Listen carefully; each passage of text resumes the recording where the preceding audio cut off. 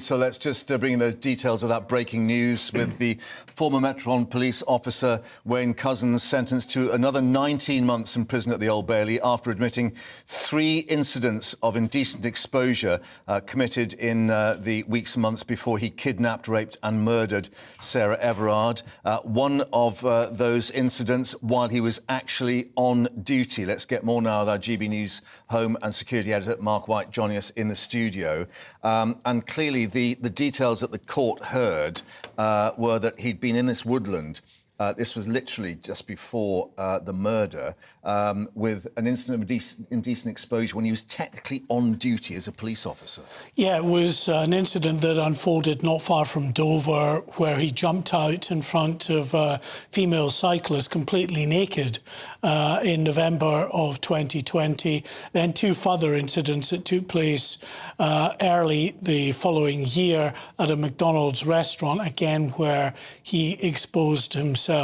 And really worrying indications of the propensity for actually escalating. And this is what some experts have real concern about, that flashing indecent exposure, and not in all cases, but they reckon in at least 10% of cases, is a gateway offence to more serious sexual offending behaviour. What they call a red flag offence, i.e. that it's not treated as a nuisance as such, which perhaps it was in the old days, but that it could lead to further, more serious sexual offences. Yeah, I mean, it's not treated as a nuisance offence now. However, it's still an offence that very rarely carries with it a jail term. That most of those who are offended, who are sentenced, are given suspended sentences, and only in a very small minority of cases will people actually be jailed. So I think there are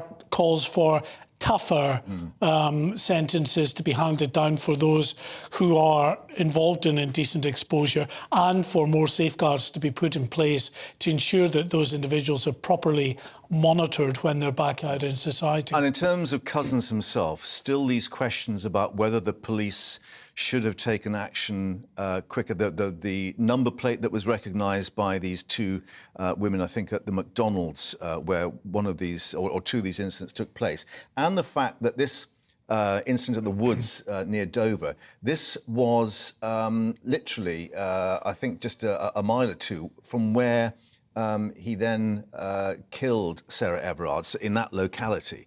So clearly the inference we should draw is that maybe if the police had acted sooner, something could have been done to apprehend him. Listen, it's certainly possible, but what we do know for sure is that he was under active investigation at the time he went on to abduct, to rape and to murder Sarah Everard. So there are some tough questions for the Metropolitan Police to answer here, just like they have in other cases where individuals, where officers have been accused of crimes, have gone on and committed more serious crimes. They've been under investigation, whether actually they've been as proactive as they should be in pursuing those complaints against officers.